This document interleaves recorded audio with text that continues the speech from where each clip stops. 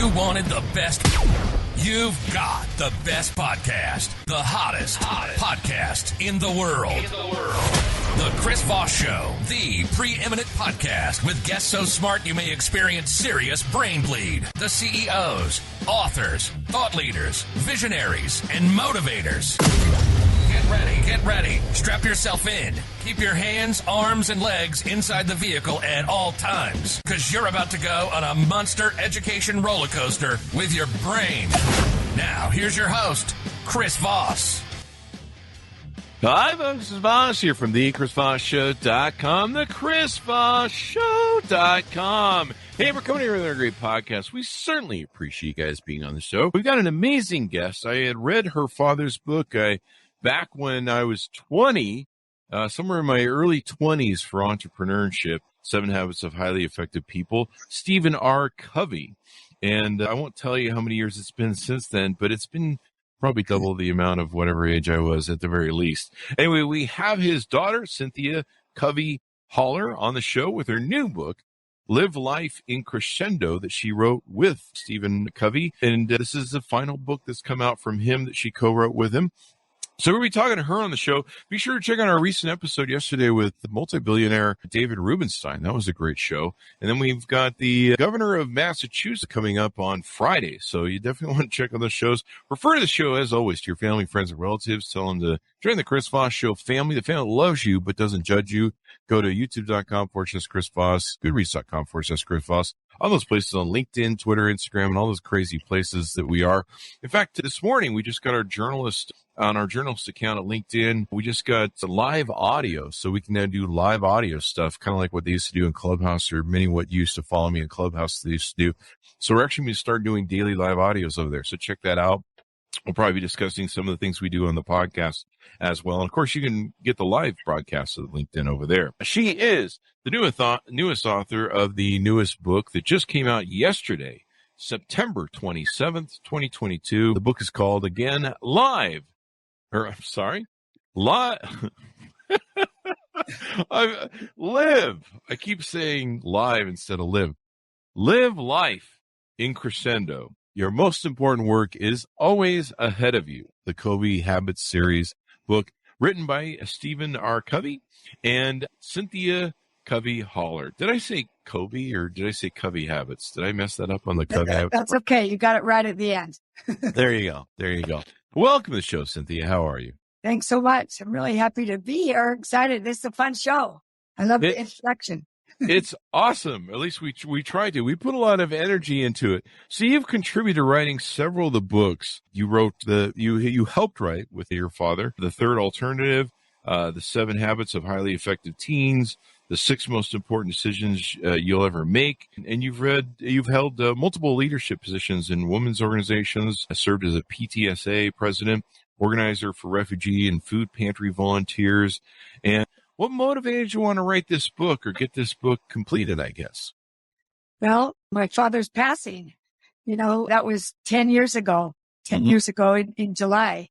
And so we started this journey a long time ago when I stupidly asked my dad if he was going to write anything as good as 7 Habits.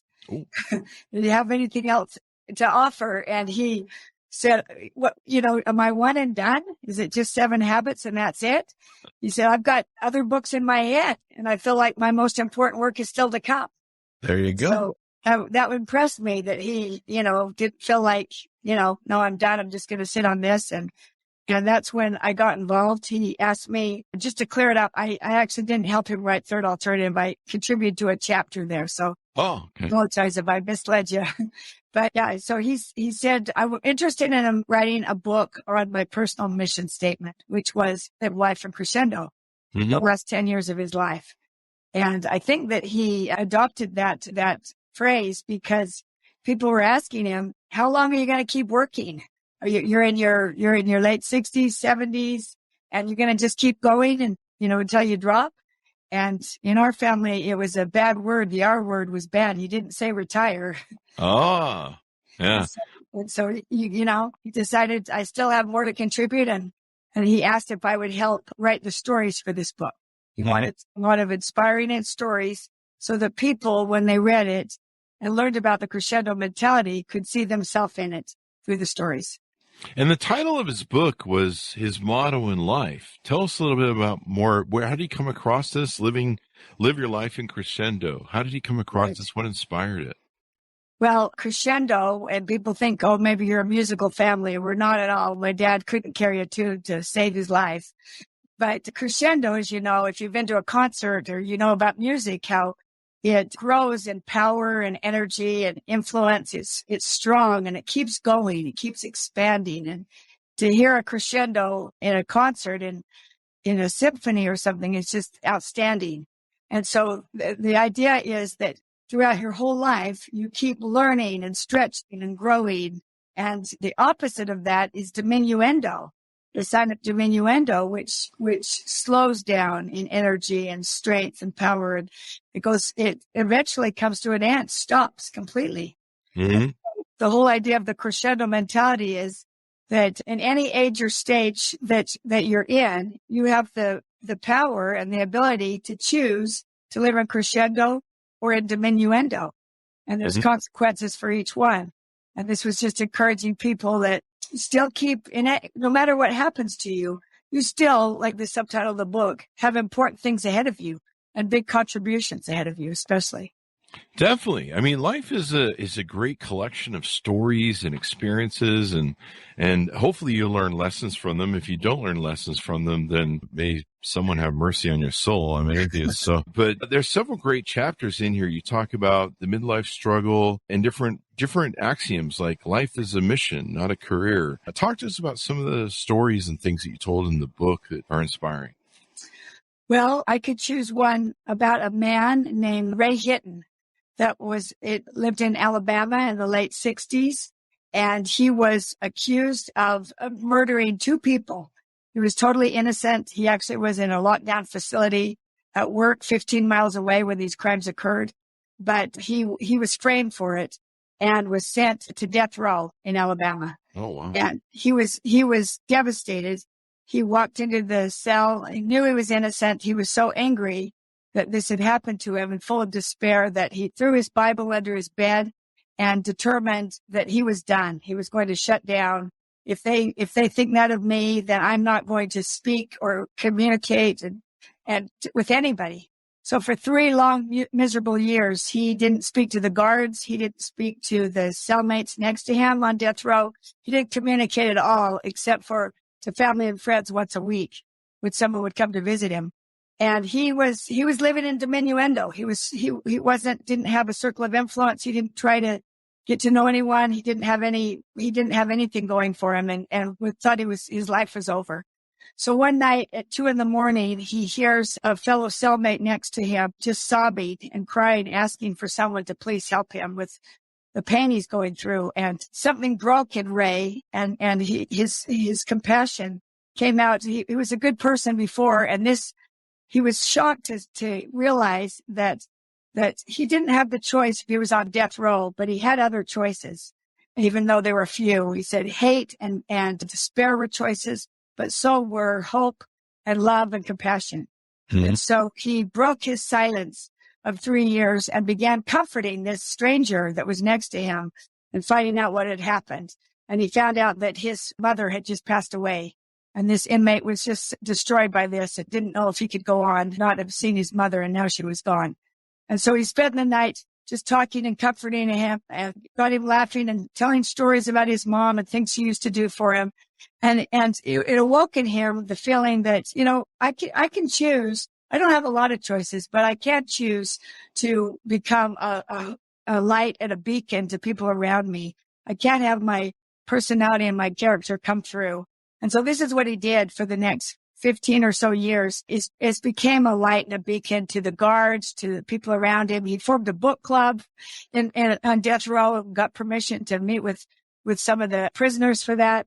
His circle of influence expanded as he was learning and influencing other people. And he never gave up hope that he knew he was innocent and that it was going to be proven one day.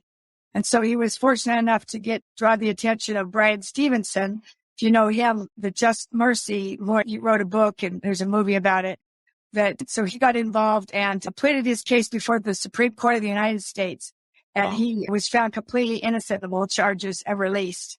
He was released after 30 years, almost 30 years. And Ray walks out the door and he says to his family and friends, "The sun does shine." And that became the title of New York bestselling book that he wrote 4 years later about this journey that he went through from despair to hope, and his life expanded. Living in Crescendo, he now is a advocate for those who are falsely imprisoned, like he was.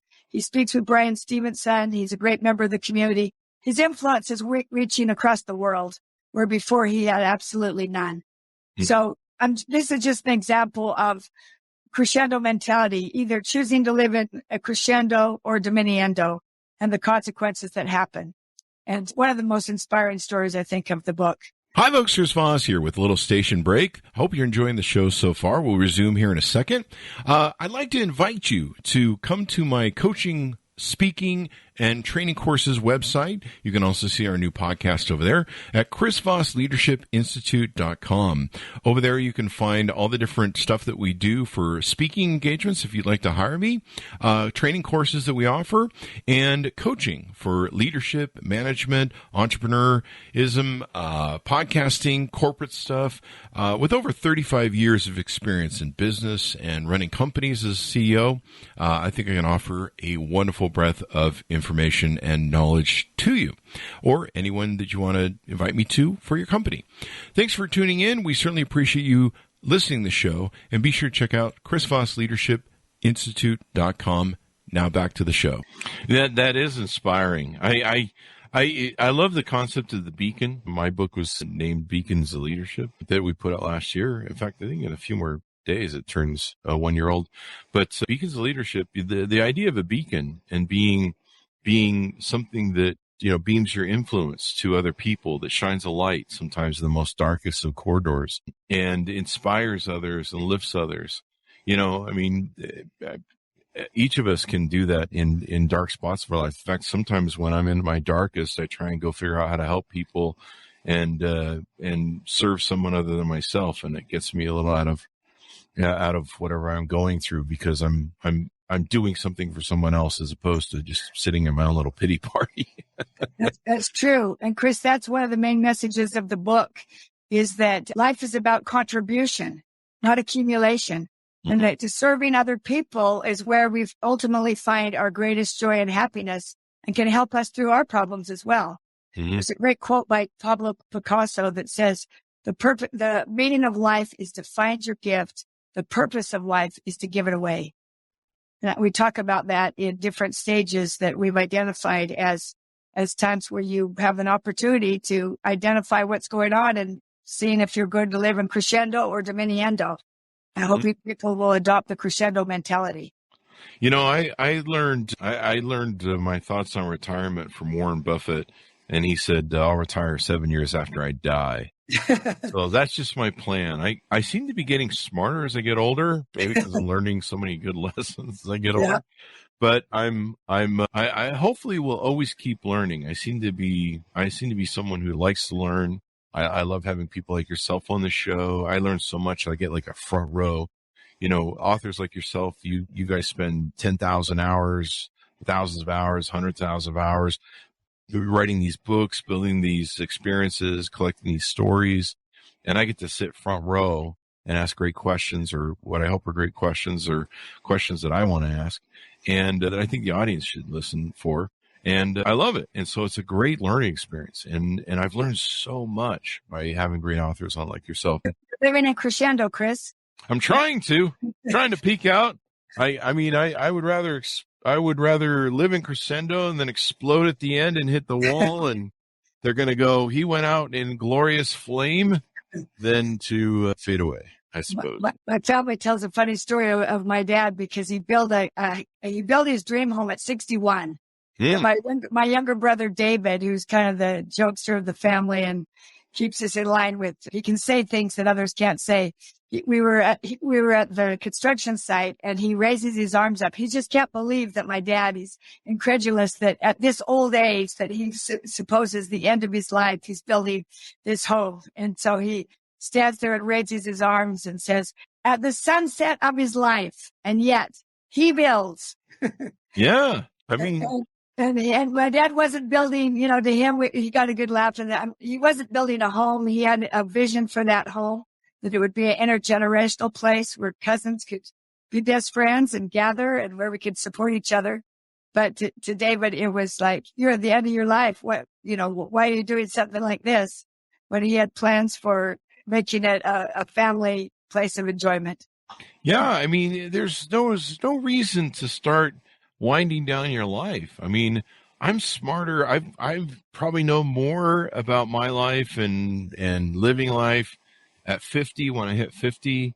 And about every year since 50, I've learned it almost seems like I'm expanding my knowledge and experience and skill set more than ever before. Yeah. And part of it's because I have that, a catastrophe behind me of 50 years of learning from that and going, well, I probably should stop doing that.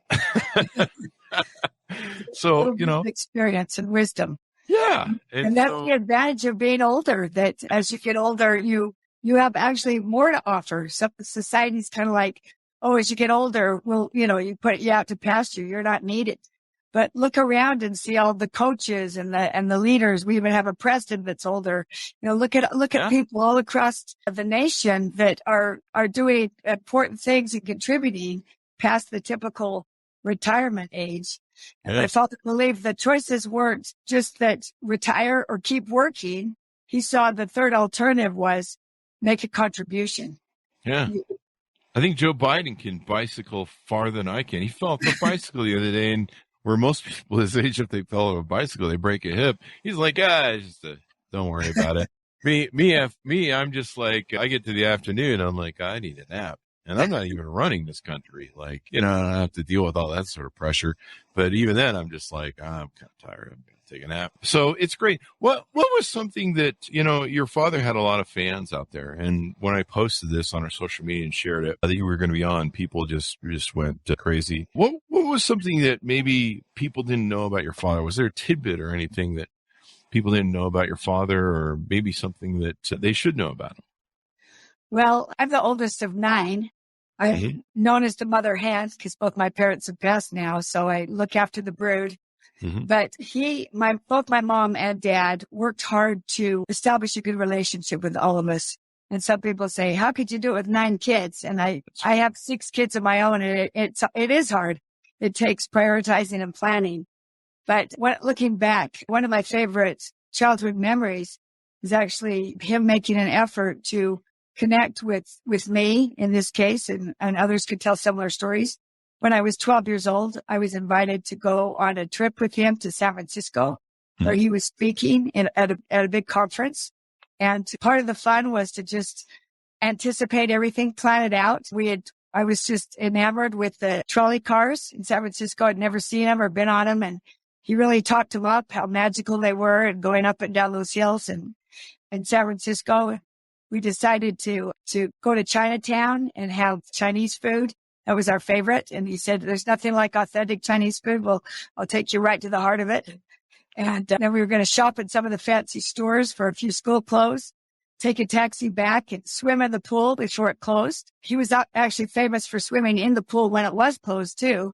He would just go under the rope there and pretend he didn't hear the guard running back and forth trying to say, sir, the pool is closed now. And he'd do an underwater flip at the other end and pretend he didn't hear him until he was done working out. Mm-hmm. And then we would order a hot fudge sundae and watch the Late Show together. So we had it all planned out, and it was working according to plan. I was in the back of the room waiting for him. As he was making his way to me, he ran into one of his good friends from college that he hadn't seen for years. Oh, wow. I watched him embrace, and he seemed so excited to see him. And the other guy said, oh, I knew you were speaking today, Stephen. I've come down to take you to dinner down at the wharf. We can have some seafood and talk and catch up with my wife, and it'll be wonderful. And he kind of indicated that I came along as well. And he glanced back at me and said, oh, your daughter's welcome to come too. And I thought, oh, great. I'm going to spend the night with old people I don't know. We have seafood, which I hated. We wanted Chinese food. This is a disaster. And I expected the worst. My trolley car was nowhere in sight. And then I heard my dad say, that sounds so great. I would love to do that with you, but not tonight. Cynthia and I have a special date planned, don't we, honey? And he winked at me and the trolley car, I could see it again. And he grabbed my hand. We went out the door and it really meant a lot to me. I said, but Dad, this is your good friend you haven't seen forever. Don't you want to hang out with him tonight and be with him? And he said, are you kidding? I wouldn't miss this for anything. You'd much rather have Chinese food anyway, wouldn't you? That's that trolley car. Yeah. So that story just showed so much to me about his level of commitment to being a father, his important role to him, to me, and also about trust and keeping your word and your priorities. It's a great thing to look back on and remember that was kind of the foundation of our relationship. That's awesome. Some people have better relationship with their friends than they do with their kids. So it's good to build that relationship for. That gives me an idea. I sent my kids off to military school when they were 2 years old, and they're supposed to return when they're 18. I let them write me once a year. Maybe I'll let them write me twice a year. I'll let them write me, and maybe I should send them gifts at Christmas. Maybe you could visit. I'll think about it. I didn't have any kids because I had dogs, so I went with that pet program. So that's awesome. How were you guys working on this book when he passed? Yeah, we after I insulted him by asking if he was going to write anything else that was of value, he said, "Why don't you help me on this book?" We didn't know this was going to be his last, but he assigned me to write the story that would make it come alive, so people could see themselves in this and make it kind of interesting. And so I interviewed him for the first couple of years. That's what he said. He basically wanted me to write it, but he said, "Get my ideas on it, and then we'll figure it out together." And then he passed away before we were done. And I regretted that I didn't have my part done. He kept calling me, and I have 6 kids and I'm involved in a lot of community things. And I was working on it, but it wasn't finished when he passed away. And so I just hope to be a faithful translator of his vision for Live Life at Crescendo. It was kind of a neat experience to write it after his passing.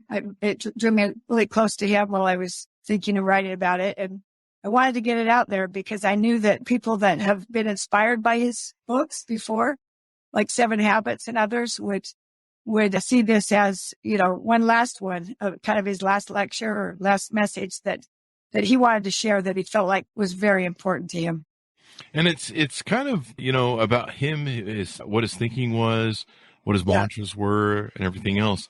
I love some of the titles from the chapters because they're just so inspiring, and you can tell what you're getting into and the stories that you're telling. Life is a mission, not a career. I love that. People are more important than things. That's something we all need to be reminded of, especially I think in today's world. Leadership is communicating worth and potential. Tell me a little bit about that because I'm really into leadership. What does that mean? Leadership is communicating worth and potential. That is his best definition of leadership was that leadership is communicating worth and potential so clearly that they are inspired to see it in themselves. So you think of somebody, if I were to ask you, Chris, who influenced you? Can you think of one person who believed in you when you didn't believe in yourself? My mom. Your mom. Okay. That's great. I think everybody, you could ask almost anybody, and they would point to an individual that saw something in them and believed in them when they, all of us have doubts about ourselves. And so this is talking about being a mentor in every age and stage of life that we're in, looking around and seeing, it could be our own kids, it could be our family or grandkids.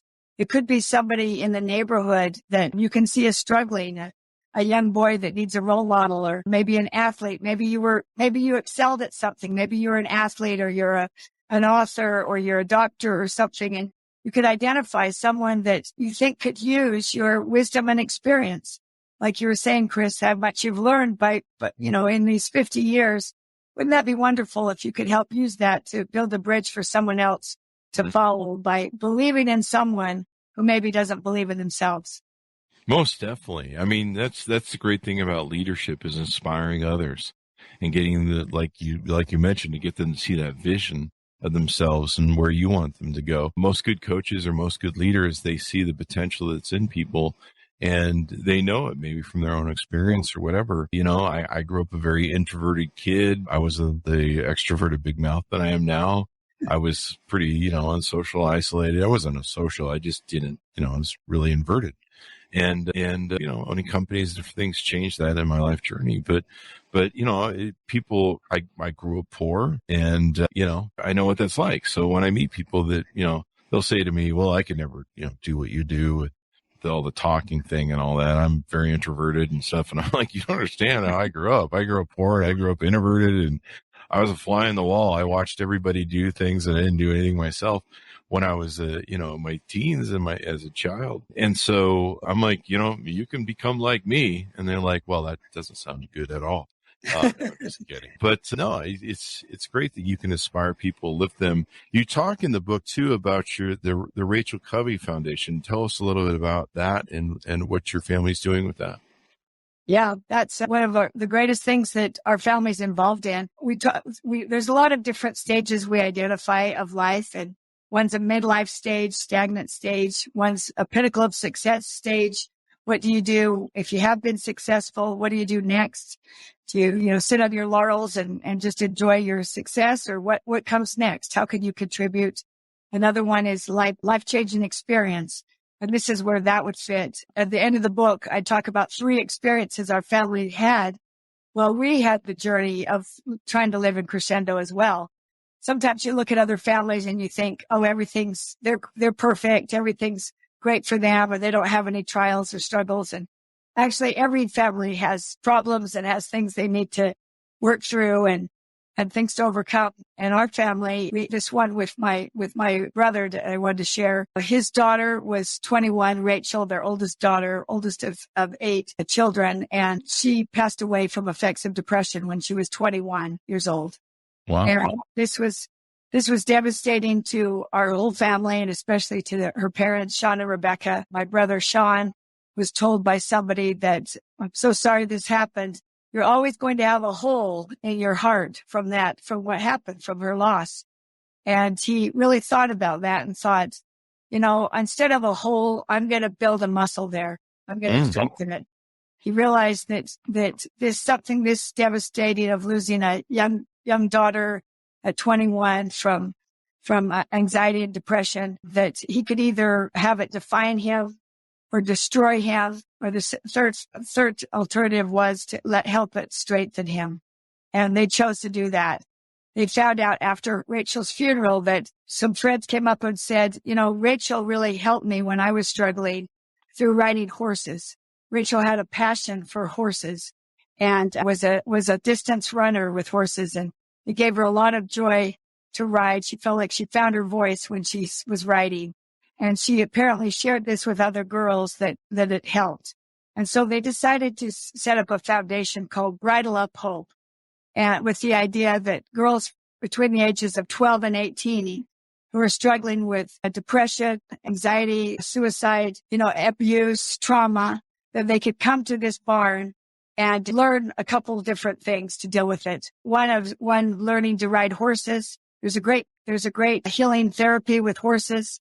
And girls with horses. And so they'd learn about equestrian training, be able to take responsibility for their lives with a horse. The second thing was Sean wrote the 7 Habits of Highly Effective Teens, which is my dad's material, but it's made for teens, more interesting, more stories and geared to teens. And so they study that. This is kind of the life skills that they teach them, along with the equestrian training, is how to take responsibility for your life during hard times and learning these 7 habits for teens. And then the third component is service. They found, like we were talking about earlier, that as you serve, as you look outward, that you can heal inwardly. And so they require them to do 10 hours of service, maybe mucking out stalls, taking an art class, developing talents, doing different things. And so this is an incredible program that's been going on for 10 years. It's a nonprofit. They just run by donations, and over 1,000 girls have gone through this program, and it has definitely saved lives. They've done surveys after of parents, and they said 93% of parents say it was life-changing for their daughter.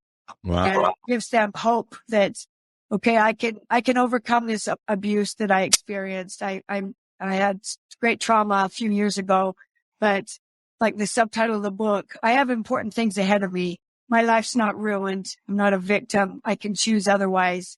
And it's been amazing. All of the family is supportive of Bridle Up Hope, and it has changed lives and is still doing it today.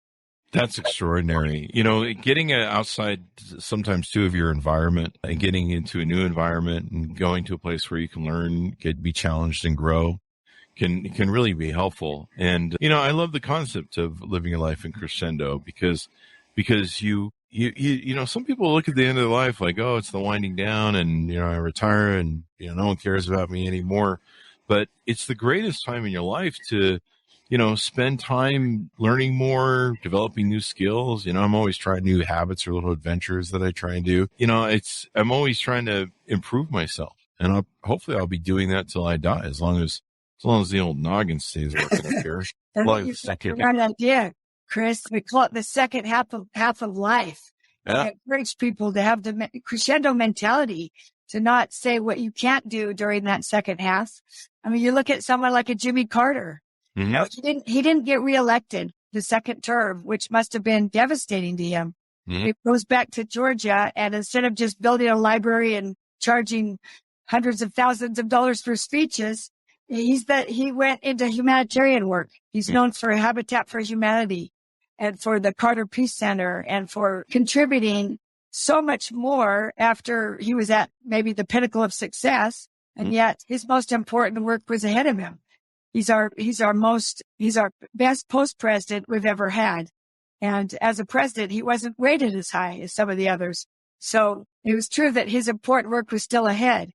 And so in this time of life, you're right. You've got the most resources you've ever had, the most time, the most money, probably, the most wisdom and experience. And so how are you going to use that to better, people around you? Starting with your family, your neighborhood, seeing a need and responding. And that's the example of living in crescendo. Mm-hmm. If I can give one example of a lady that named Hester Rippey, who was 77, that moved, about an hour away from where I live. And she her goal when she moved from Texas was to spoil her grandkids. Well, she looked around her small hometown and found that there was a lot of illiteracy there, a lot. And she decided to do something about it. So at 77, you think, well, what could she do? Well, she went and bugged the mayor to give her a little bit of room in the city library and began tutoring kids and even adults. She found that a lot of adults in that area couldn't read well. Oh, wow. And then she expanded it. I should go to the board meetings, and everybody would hide from her because she wouldn't take no for an answer. And she's like, I need more room. I need buses to take these kids after school to be able to read. And anyway, she established the Hester Rippey Literary Center, which has had over 300,000 people have learned to read through her program. And she has over 100 volunteers that run it. Wow. She's in her late 70s and just saw a need and responded. That is awesome. And you have more time when you get older too. And like you said, you're usually more successful. You're making more money. I have more freedoms now than I ever had. Plus, I think the other important thing is I got all the stupid things that I could do out of the way when I was young. You're right. You have more experience and wisdom, and you can put that to good use. Yeah. If you'll do it besides just laying on a beach in Florida and soaking up the sun. Yeah. Kind of think, what should I be about? How can I contribute? Yeah. I got all that hard drinking, doing stupid things out of the way when I was young. So now I'm all like, oh, we're not doing that anymore. So there you go. Well, this is definitely inspiring, and it's a wonderful legacy built on your father's. It's been wonderful. Anything more you want to tease out in the book before we go? Well, I think I would just challenge people. You mentioned life is a mission. Not, my father taught life is a mission, not a career. Mm-hmm. It was something his grandfather taught him. I mean, you can get released from, you can end, a job can end, a career can end. But one thing that he taught me is that each of us have a unique mission to fulfill. It sounds like you've got something in mind about a mission, Chris, with this show, trying to inspire people, having guests teach others something, maybe a skill or a new paradigm or a new way of thinking. And my father would always challenge people to detect. Viktor Frankl said, you don't invent your missions, you detect them within yourself. And so maybe you're introspective and you think, okay, what means a lot to me? What can I offer those around me that I can just do, from where I'm at? What can I give that will make a difference? What is my mission? What am I about? And that mission will become a legacy for your children to look up to and admire. And each of us have something special that we can contribute to someone else that no one else can. And we can't be overwhelmed by it and think, I don't have a lot of money or a lot of influence. You just have to start where you are and help the person across the street that can't mow their lawn and that, is too old to do yard work or someone who's friendless. And you just start and begin, and your circle of influence will increase and expand. Yeah. It's amazing to me, the influence and inspiration that we can have on other people. And a lot of times we don't even realize it. On my Twitter feed, over 12 years on my Twitter feed, we used to feed lots of inspiring quotes, probably some from your father. We had all the top motivational speakers quotes that were in there. And 2 times during those 12 years, I had someone write me privately and say I was going to end everything today. And I'd planned it out, and I was done. And I came across this random quote that you put out, and it inspired me and motivated me to stick around. And you don't know the influence you have on other people. Yeah, I didn't plan it. I was like, hey, we should put these out in case people want to commit suicide today. And it was inspiring. And people have told me that in life, and sometimes I don't find out till years later that I influenced them. They'll come out and tell me that, hey, this touched me and moved me years ago. How you talked about death, about one of your dogs or something, and inspired people. And you're just like, wow, I had no idea that had that effect on people. So it's wonderful and beautiful. Thank you very much for coming on the show with us, Cynthia. We really appreciate it. Oh, you're so nice to invite me. And I really appreciate having the opportunity to share this message and hope that it will give some inspiration to others. There you go. And give us your .com so people can find you on the interwebs. No, I'm just on LinkedIn, and I'm Cynthia Covey Haller on Instagram, and I just connected in the normal places. So I'm happy to respond to anybody, and I just hoping to be a good influence. This is something I've worked on for the last 10 years, and it's been my mission that lately to bring this about. So I'm grateful for any promotion of this idea of the crescendo mentality, because I feel passionate about it like my dad did. There you go. Order up the book, guys, wherever fine books are sold. Live Life in Crescendo. Your most important work is always ahead of you. Part of the Covey Habits series. Check it out. Just came out yesterday, September 27th, 2022. I really encourage you to pick up the book. Thanks to everyone for tuning in. Go to youtube.com/Chris Voss. Go to LinkedIn and all of our different accounts across social media. Thanks for being here. Stay safe. We'll see you guys next time. And Thanks, that should have us